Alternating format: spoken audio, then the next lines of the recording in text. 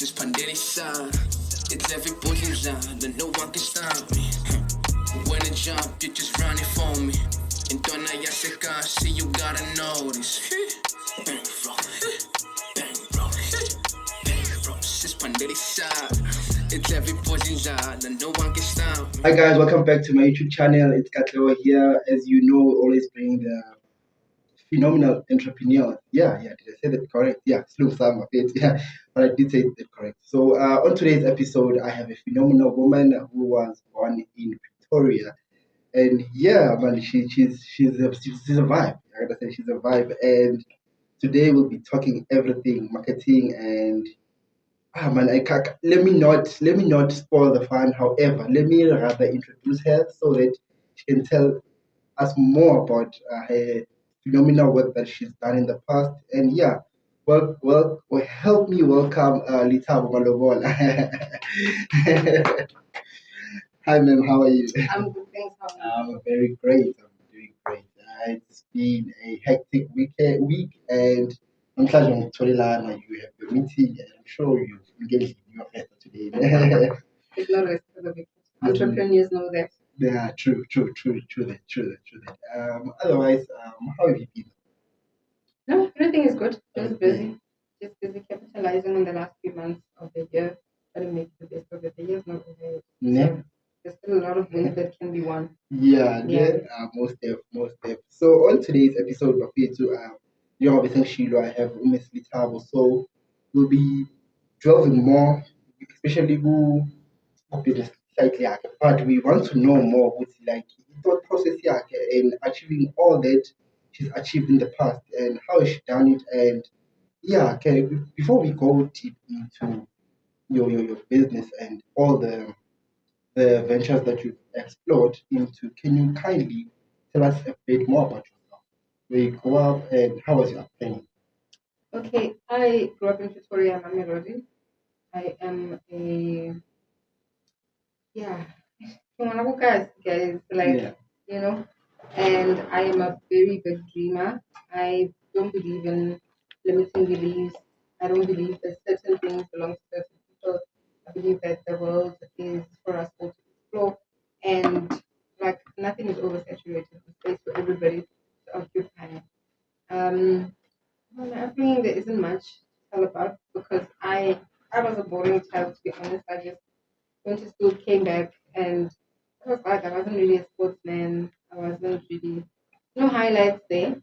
I've just always been part of the creative side, whether it's um, talent shows, choirs, that I've always explored a lot.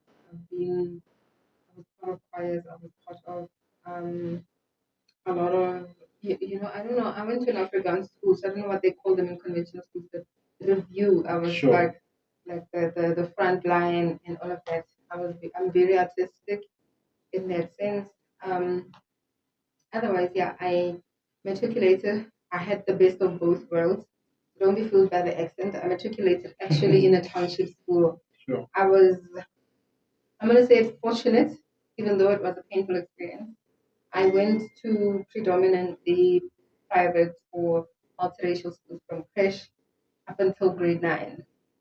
And then grade 10, 11, 12, I was in a township school, which was great, but it was a huge adjustment for me nonetheless, because yeah, the economy was starting to be rough and my mother fell on tough times and all of that.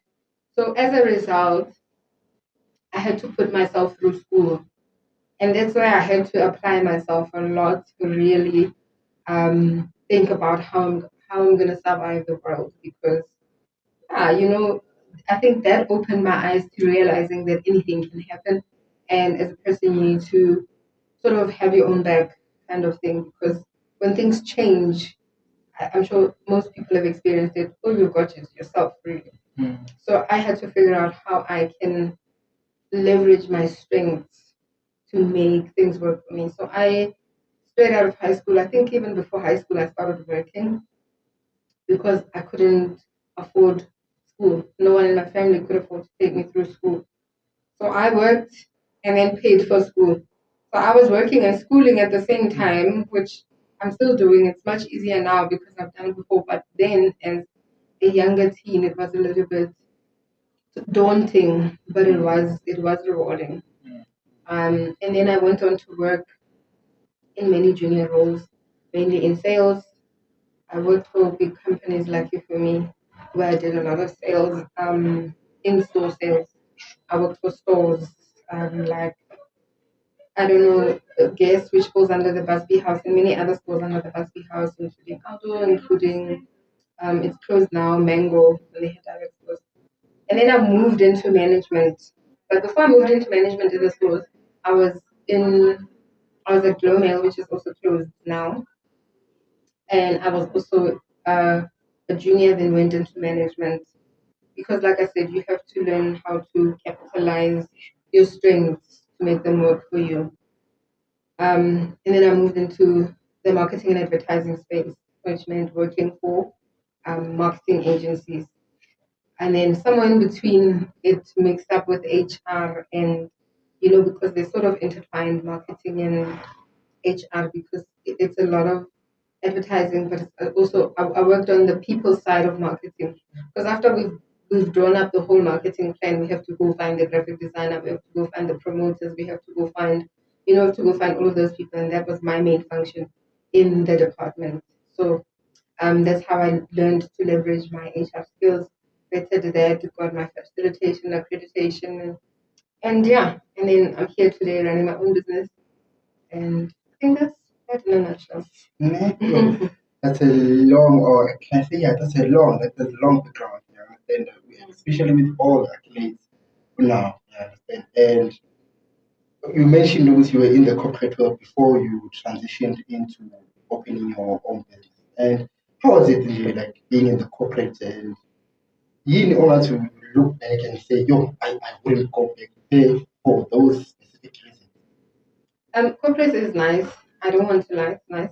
You've got a cushion, you've got a salary, you've got security, you've got stability.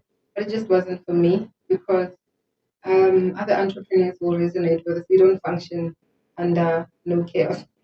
Sometimes we need a little bit of Yeah. boom. Yeah. So that staleness sometimes was too much for me.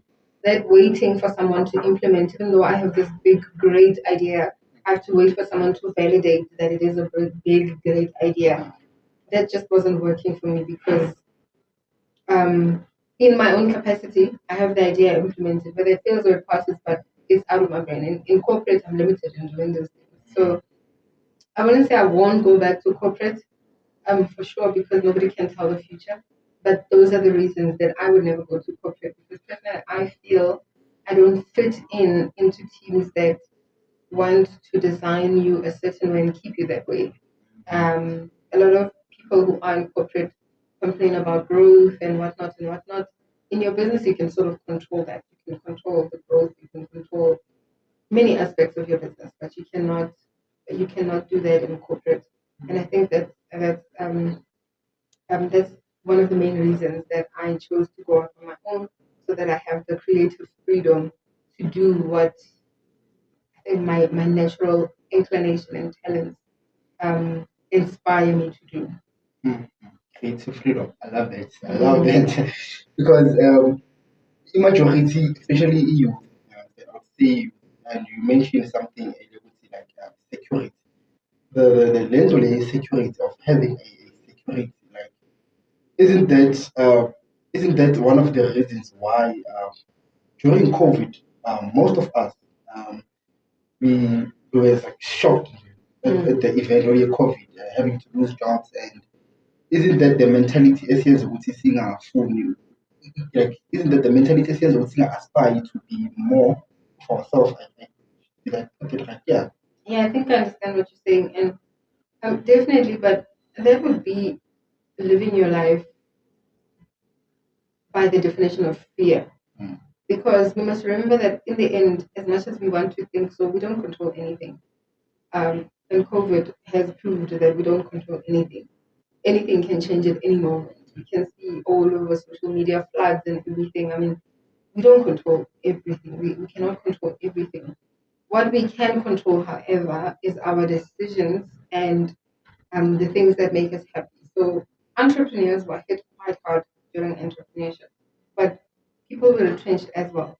So that security during COVID wasn't valid for anyone because entrepreneurs were hit, but employed people were also hit. So it moving with fear isn't a great motivation for not doing what you want to do. If you want to work in corporate, don't work there fearing that maybe you won't grow. Work there because this is what I want to do. This is what I want to try. Give it your all, give it your best. And if it's entrepreneurship, go with the same mentality. But never under any circumstances make decisions based on fear. Hmm. You heard that. No, you heard that. And even the Bible says that we should not walk in fear. True, true, true, true, true. And from corporate to now having your own business, creative talent. So how did that transition? How did that process go? How did you go about starting a creative talent?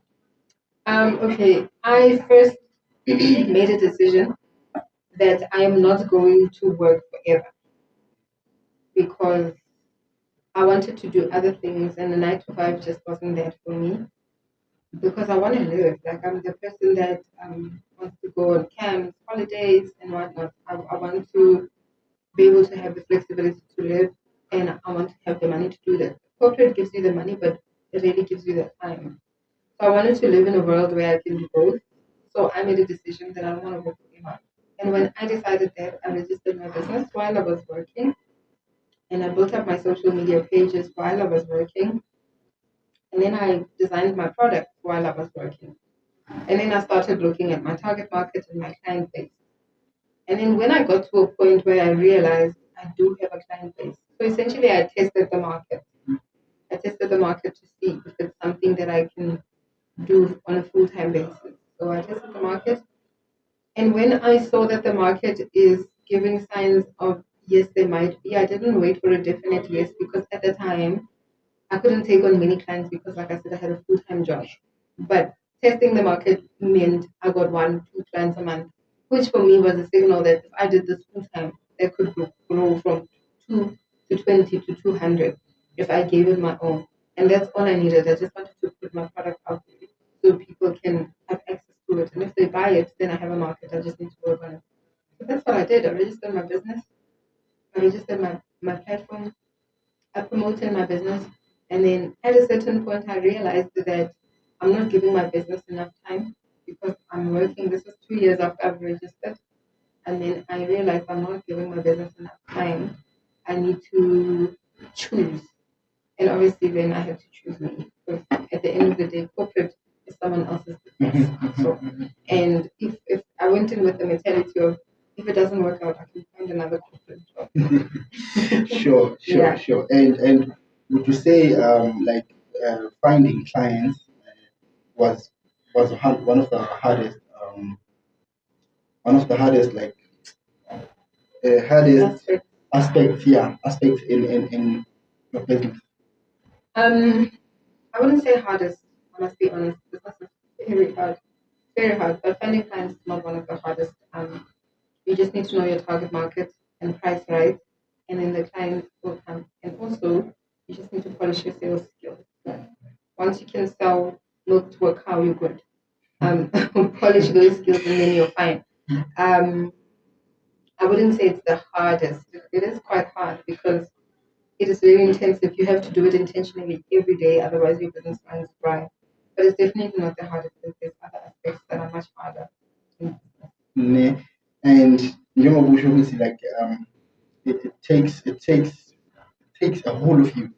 Some of the stress business takes a hold of you. And I want us to because I profile yakho, there's a lot of on your Instagram page. And there's a lot of, can I say, titles. You are a facilitator and you are a depression activist. Ne? It's a mental health activist. Yeah, a mental health activist. And as an entrepreneur, like before of I called you know, sometimes you need that substance. Yeah. So, and how did you handle all of this? Like having the strategies of finding clients and the strategy of business long term. How did you handle that? If I'm to be honest with you, stress you don't handle, you deal with it as it comes. There's no handling stress. And I think my biggest mistake when I ended up depressed was because I was trying to handle it. Because I thought I had some control over what is happening. So I tried to handle things, and sometimes I tried to pre-plan to prevent disaster. And then when the disaster happens, the depression comes from the fact that I planned and it didn't work, and then my mind just can't comprehend. But then what I've learned is that I need to plan, but also leave space for disappointment, because in business especially, your biggest asset is failure and rejection. So you don't base your business on how many times you've been rejected or how many times you failed. I tried this project, it failed. This is my fifth business. This is my fifth business model that I am working on. And some of them don't necessarily fail, but they don't resonate with me. But some of them do fail. Some of them have failed. And the first few failures felt like, oh my gosh, I'm a failure, I can't do this. But the other failures just felt like, oh well, what's next?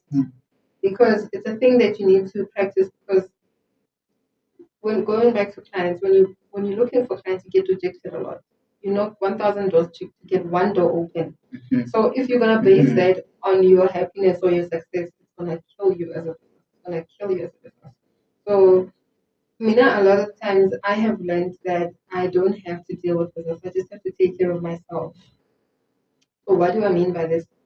Before, if something wasn't working out, I wouldn't sleep.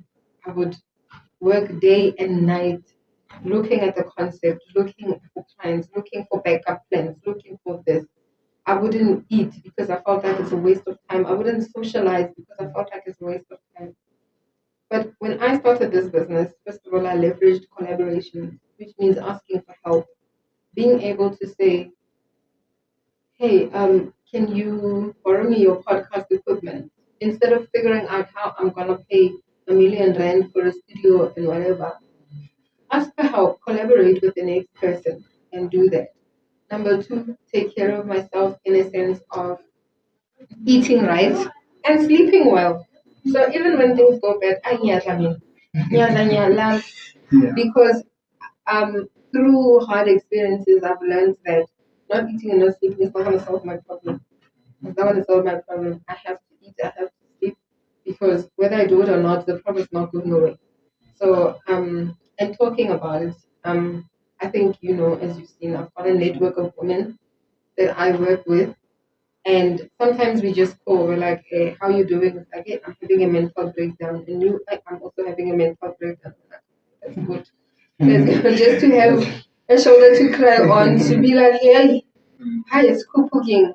Because sometimes it's still because also what we portray on social media is not necessarily what reality is.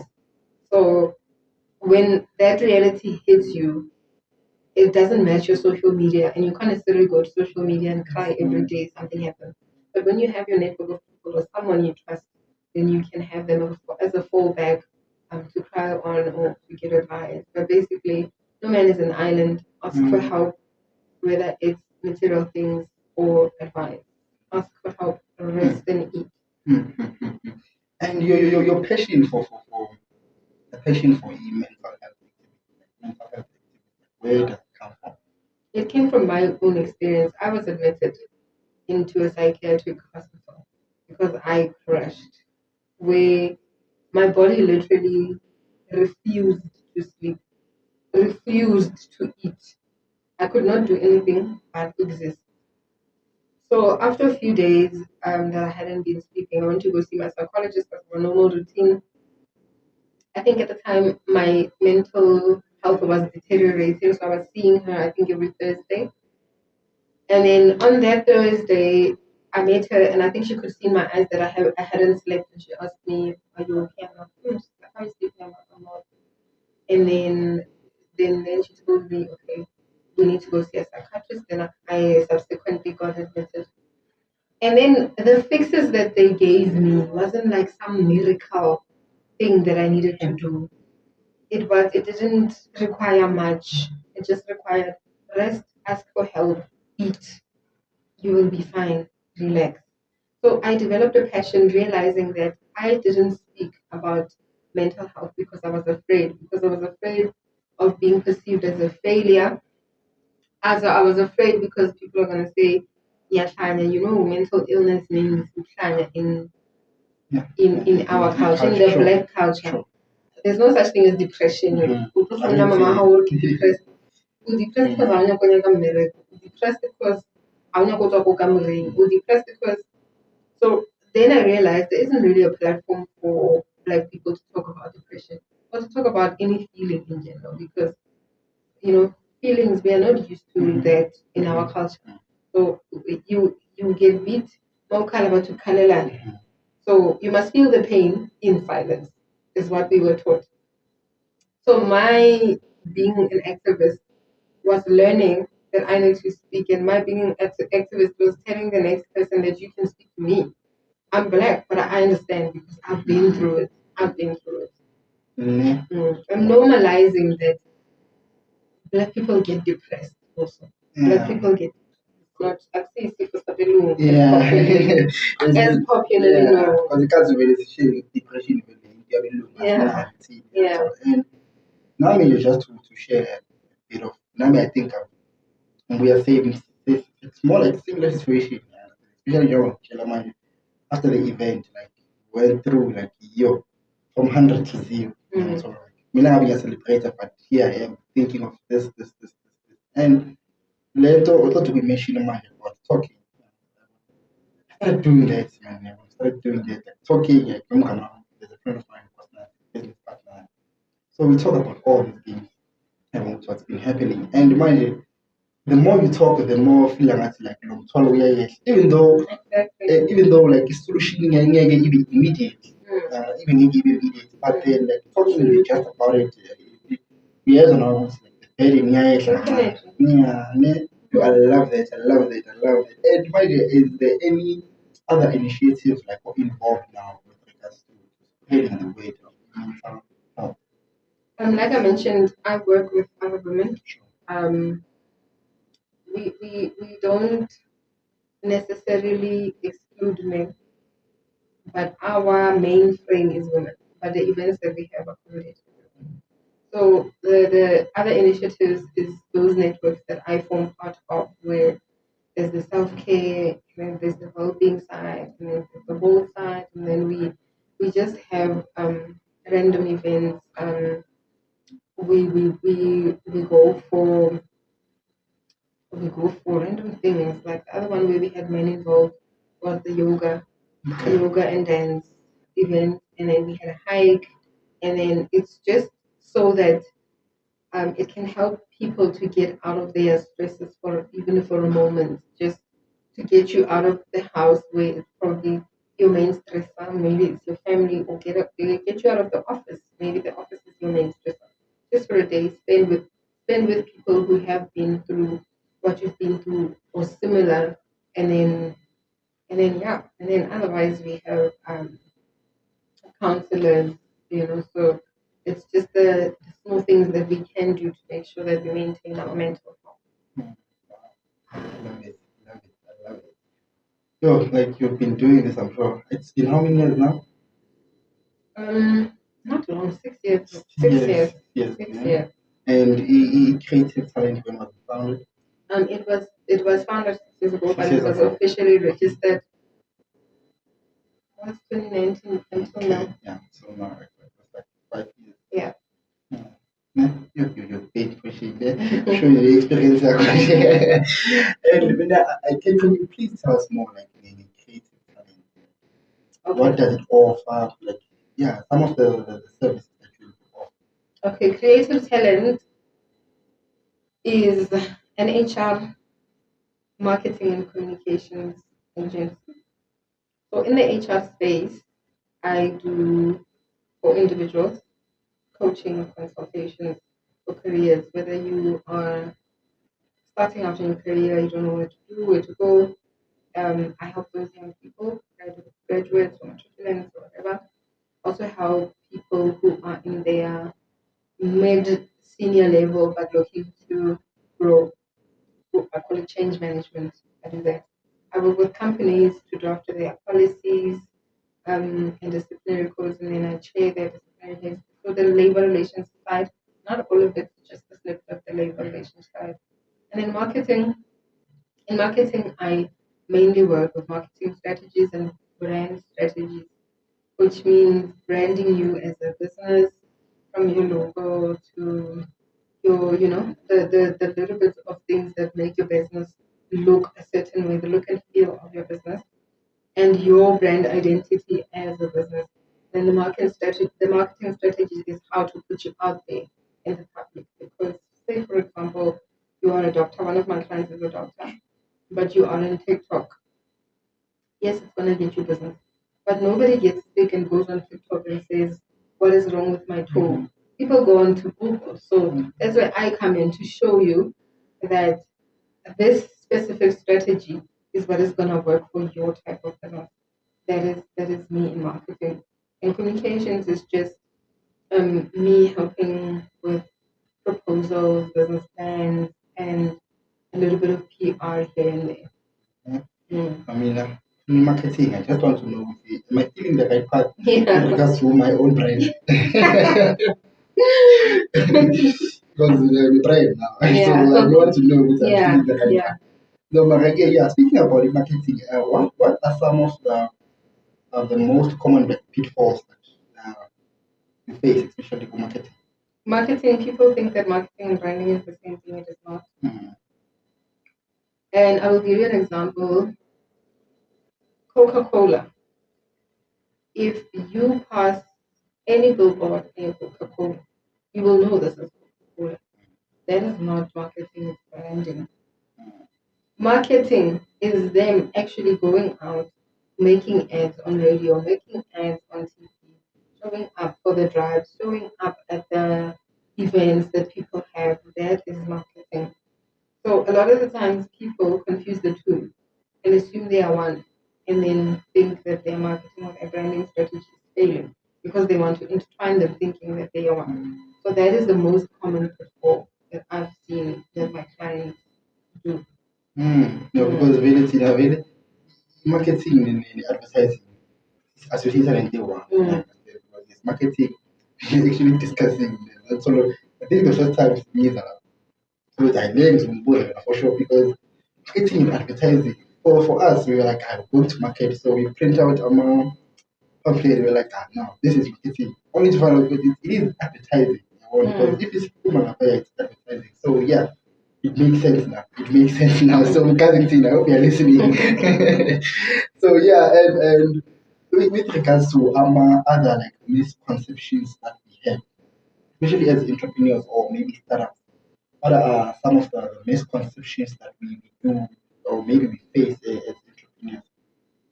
Or in general, Misconceptions in general. Yeah. That entrepreneurship means you're gonna be rich. Just by going into an entrepreneur Just by going to Citro and registering your business and giving a CC number and telling people I'm an entrepreneur. That is not how it works. Another misconception is that it's easier being an entrepreneur than having a job. Let me put it like this: when you have a job, you have one job. When you are an entrepreneur, everything is your job. So a lot of people leave their jobs and be like, I'm gonna start a business. But you're not accounting for the fact that in the company that you're working for, someone handles the finances, someone handles the marketing, someone handles the recruitment, someone handles the communication, someone handles the IT, someone handles the design. When you're an entrepreneur, you handle all of that. So that's why a lot of businesses fail in the first 5 years because we go in thinking by the end of the year,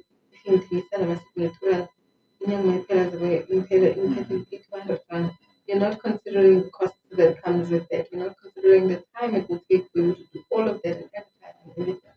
So the entrepreneurs go into this very blind thinking, I'm going to be an entrepreneur, it's going to fix all my problems.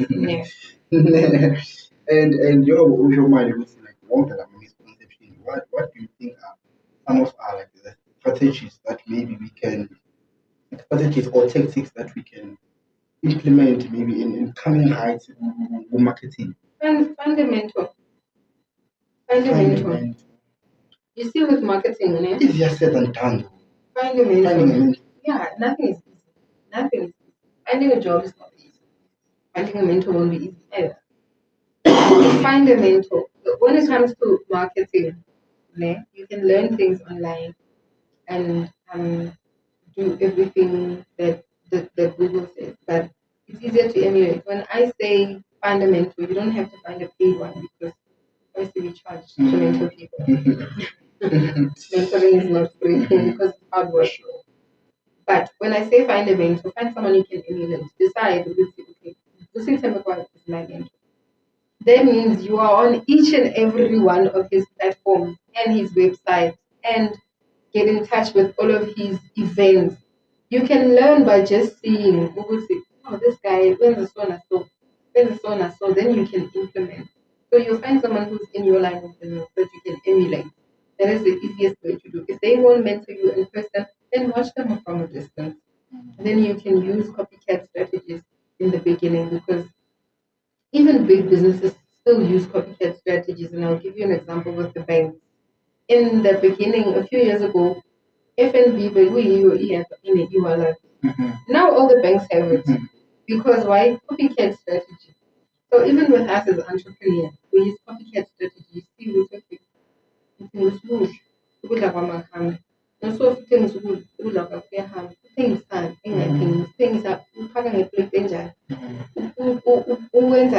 if she gives away free pap, give away free pap. If she's try and emulate the strategy of the person you are trying to become, and then that will help you elevate your business. Because if the strategy that you are emulating doesn't work, you will learn from it. Either way, you can see that she's not making profit because so I'm not going to give up for free. Instead, I'm going to sell up for £2. You see, and then I'll make the pop fresher and make it bigger so that I can at least make a profit from it, but not give it away for free. If you don't succeed in that strategy, you will learn from it. Like, hopefully you are taking notes. You have a pen and a notepad. We are taking notes because if you know how much it took for me to get here, you wouldn't be sitting right I'm there. so sorry. You wouldn't be sitting right there just staring at the screen. So make sure what you are taking notes. So while you're still under e-marketing, so what are some of the latest trends that you've seen come up in the space of entrepreneurship, and what are some of the Lauma trends now? How can we implement those trends as well as marketing, and how can entrepreneurs try to implement those new trends? Brand yourself. People buy from people. Whereas in the olden days, we used to buy products because the salesman came and knocked. In the townships, we used to have the ladies in Chanyelo, and then we had Abu Kuzubama Photo, and then we had the Abu Tupperware sisters, they would come to our doors. That doesn't happen anymore, right?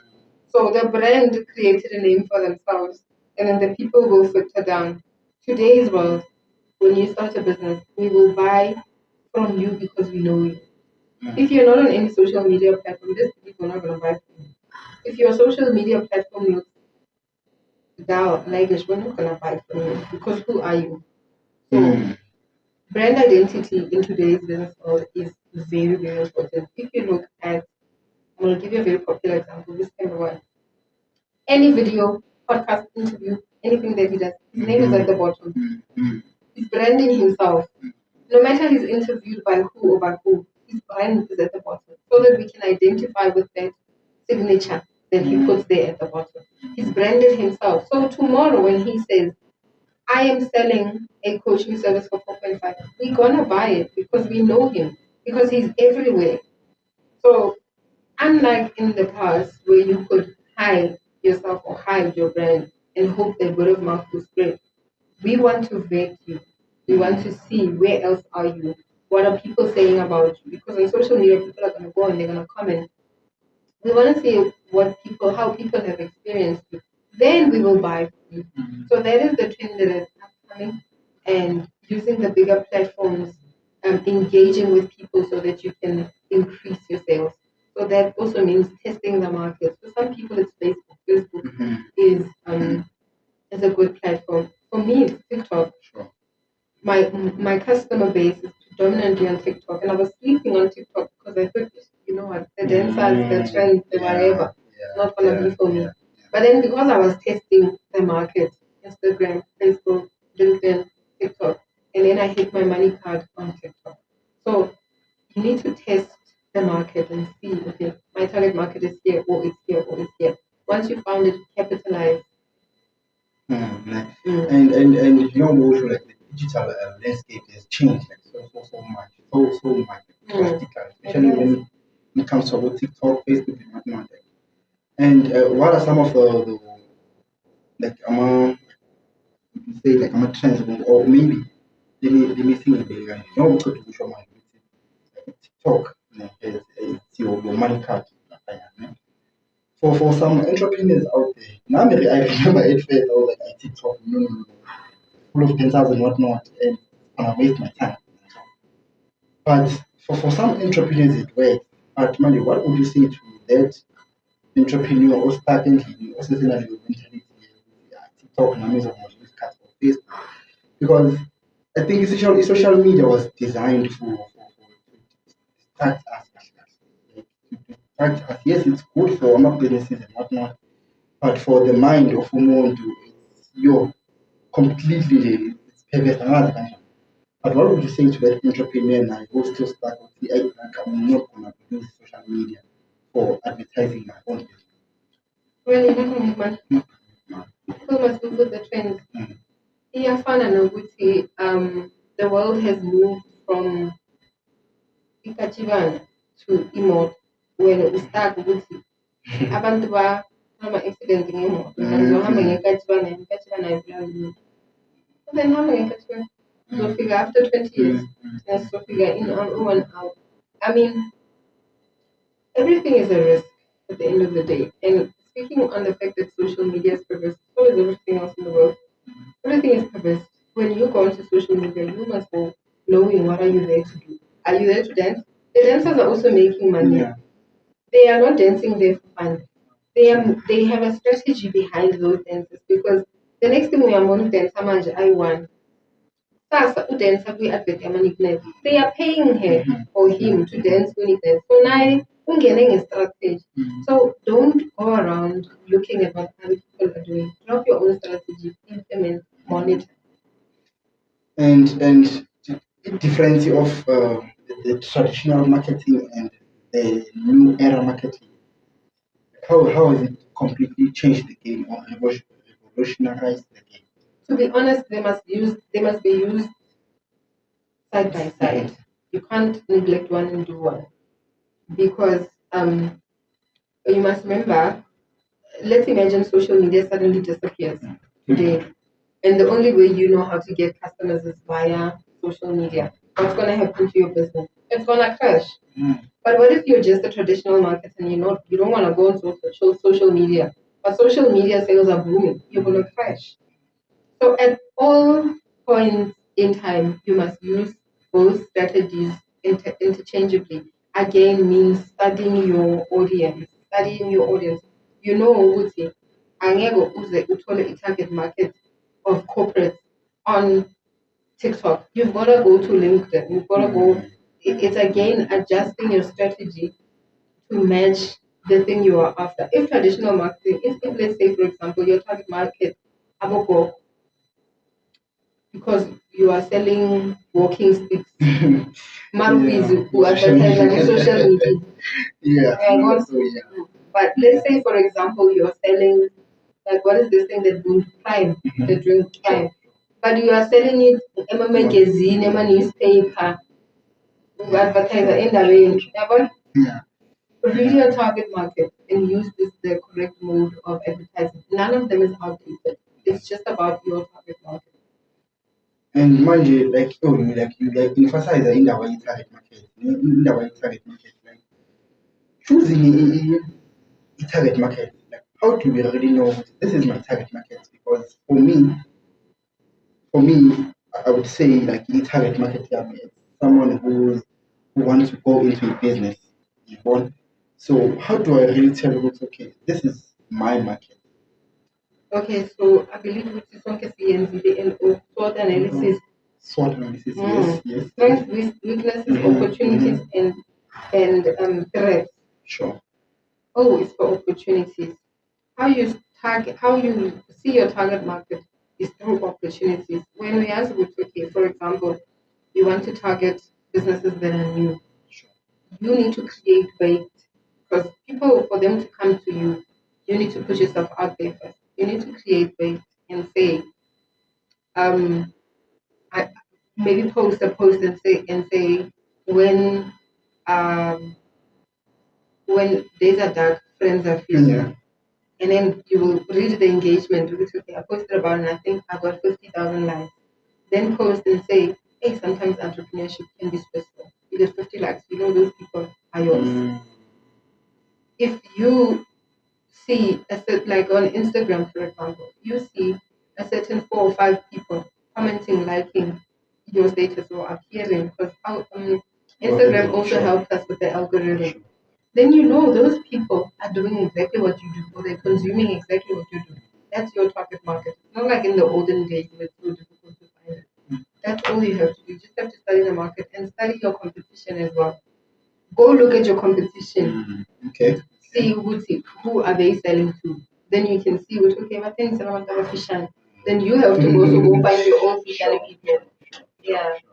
Wow, I love it. I love it. I love it. So hey, target market here, biggie, was it. Okay, yeah. So you into HR, yeah? You into HR, and entrepreneurs really struggle when it comes to hiring. Yeah. Like we really struggle when it comes to hiring. What do you think? Like it's the pitfall now? We don't have policies in place.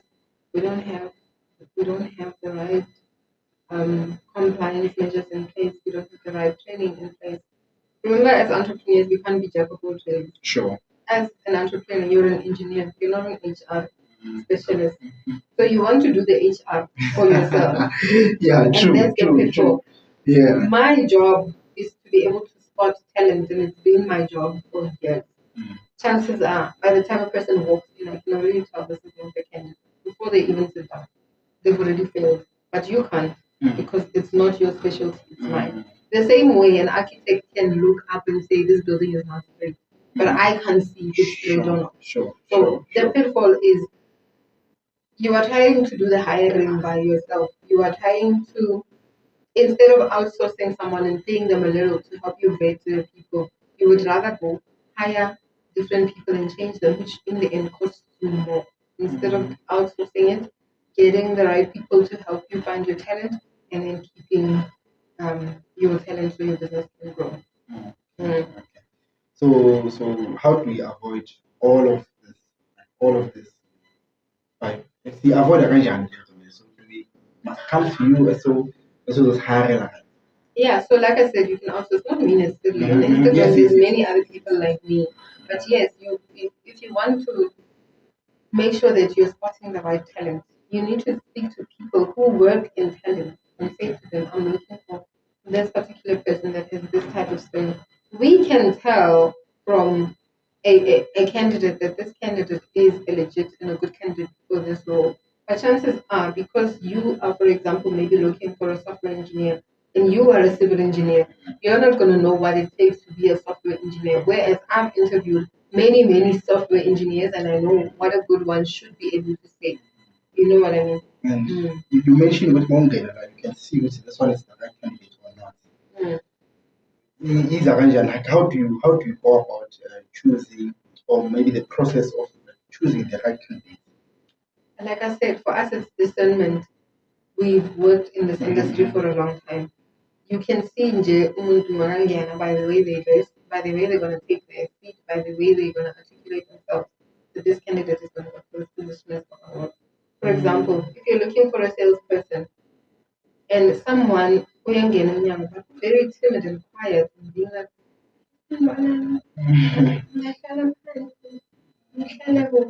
already know this person is not going to do well in sales because sales doesn't need you to wait for permission. Sure. It wants you to take. Okay. You must get there and take charge. Sales, speak when people are not trying to speak to you. Speak. Then you can see, oh, this candidate is for me. Then you select them. So that's what I'm saying. With every specialty, a person has a specific character trait. So the minute you walk in, we can see as identity number one, or this one is not the right person for sales.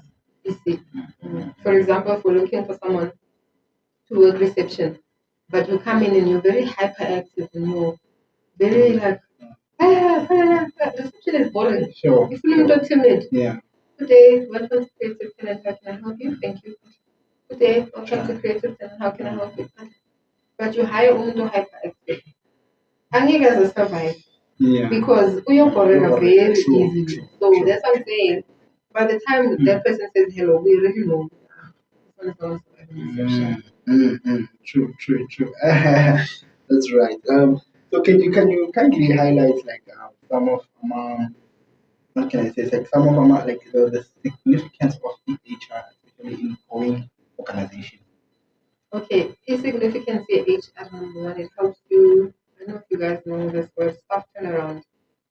So HR essentially means human resources. A resource is something that you use, right? Businesses must realize that that is your main currency. Your customer, yes, it is your currency, but your customer is going to come and meet your resource. And if your resource is not right, then you will fall flat. Number two is the policies that govern these resources. Because Nakona, the iPhone 7 in a code, if the code is OA1, it will malfunction. Same with policies. So the policies are there to make sure that the organization stays in place. Number three, if it does isharakana, a resource, yeah, there has to be someone who comes in to mitigate that. Who is mitigating that? Are you doing the hiring, the firing, the mitigation, the policy drafting, all of that? Like, first of all, are you a professional in doing that? Do you know how to do that? You know what I mean? So I think that's the main thing that businesses need to realize that as much as you outsource, for example, your printing job, because I was a printer, the HR is the same thing. That's why big companies do not operate without an HR department. Even if they don't have one within the company, they will outsource and use us for hours and say, "Tell her only 4 hours a month. So you can just review my policies, deal with any disciplinary issues that I have, and then we do it that way." Like you have this godly glow, man. Like godly, man. Like I open up faith. I am. I am. Wow. No, you're bored. Because now I'm saying, No, like I I am. so wow. God is at the center of my Ne? What is your favorite scripture? That anchors you.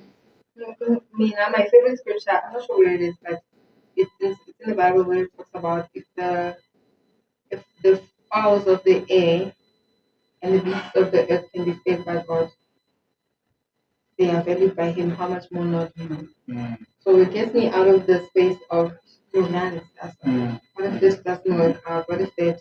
It reminds me, if God can feed the birds and the beasts, who am I? I'm even more valuable than them. He will feed me. Wow. So faith yakho nje iyasebenza endaweni eziningi. Very much. Very much. And would you say ukuthi ithathe yakubeka la? Yes, absolutely. Because quitting your job that has medical aid pension fund, that is me saying, God, jumper. Wow, I love it. So we've come to the last part of interview, and last part here we always include our quiz. We test knowledge. Let's we test you good develop. Are you valid? Yeah, I understand. Yeah. So I know what you are valid, but for me, audience here, they now they want to see. Are you valid? Okay. So I've prepared a few quizzes, So my quiz is way to be talking to marketing. because marketing. The reason in marketing today is this is marketing, like marketing and HR, because I think those are the two things entrepreneurs struggle with. Yeah. So, are you ready? No, but let's Not go. ready. Yeah. Okay, so we're okay, so question one. Yeah. Question one. It's what are the 4 P's of marketing and how do they influence a market Oh, strategy? I don't know. You tell me. The 4 P's. Quiz yako nje. Okay. Okay, yeah. Okay. I'm going to chair. Yes. We just chair it, but then I will take it as no. Yeah? I will take it as your. And it's incorrect. Right, just uzophuma kuwe. Okay, yeah. Question two. First one you got drop. Yeah. Question two. Can you name 2 emerging trends in digital marketing and how can business leverage them into gaining competitive advantage? Artificial intelligence and social media. So artificial intelligence to save time, to be honest. We don't have time anymore. We need to draft that big proposal. To sit on Google and wait for Google to give you 5 search engines that you need to read. Artificial intelligence using, including my favorite, ChatGPT. Of course. Of course. So just to make sure that, like you also, you will also read and spice it up there, but it saves a lot of time. Yeah. Social media saves a lot of time in the sense that you don't have to have a website to be known. You can be easily say, so check me out on Instagram instead of www. Sure. No, got that one right. Fine. Everyone was fine. So question number 3, and it's content marketing. Yeah? So how can businesses effectively use content marketing to engage or build trust with their audience? Like I said earlier, be present on your socials and brand yourself right. Decide the intention to be a brand. Create a brand identity. Intentionally create brand. Intentionally do it. Yeah. So with regards to because you keep mentioning on social media, like, how do I really know people You come to me. I come to you. I will tell you. Okay, I will do so. No, just now. Okay, question number 4. Let's see. Why is it essential for businesses to clearly define their target audience and how does it impact market success? Oh, because you can't sell milk to a miner, to a mining company and say it will help you dig your holes in the mine. Come on. So when you are an engineer, you need to target the people right. Target the right people so that you can sell to the right people. Wow. Hey, because this question you can see with her, man. She's killing. But I guess you didn't prepare them right. Okay, cool. So question number 4. Yeah. It's what are the 3 key performances indicators businesses commonly tasked to measure effectiveness of marketing campaigns? Return on investment, number one. So if you're marketing, you have to see if the money is coming in. Because you spend money to market, you must see if it's coming back. Okay. And you must see if your audience is growing. Sometimes it's not monetary. If it's not the money, it's the audience. If it's not the audience, it's the leads. So then you can tell, okay, I didn't sell, but I've got 15 more leads, or I sold, I've got 15,000, or return on investment, I spent 5,000, now I made 10,000 extra. Okay, I know. Got them right. And the most common is conversion rate and CTR. Right. No, wow, right. You killed. No, you killed. No, you killed for sure. But yeah, so we say number 1. Yeah. So we answer to that. Question 1. So the 4 P's are in the product, price, place, and promotion. Okay, nice. Yeah, nice. No, we try. No, otherwise, we've reached the end of love session. And thank you so much for Victoria, Melody to us back. Even though you had a meeting here, I'm still here. I'm still here, I understand. So thank you so much. Thank you so much for coming. Thank you for having me. Yeah, we've explored Hasiyak, we've totally was Ghana. So we got to know a bit about about yourself and some of the things oziyenzayo. Even though singayanga deep. What can we expect from Miss Lethabo? Like Michelle Obama level of success. Watch the screens. Watch your screens. Switch on your radios. Like, I'll be there. Sure. I will be there making waves. No, most def. And where can people get a hold of you? Like I said, I'm on Instagram. Lethabo Malobola. I'm on all platforms. Twitter's not so active, but I am on it. It's called X now. But everywhere I am, Lethabo Malobola.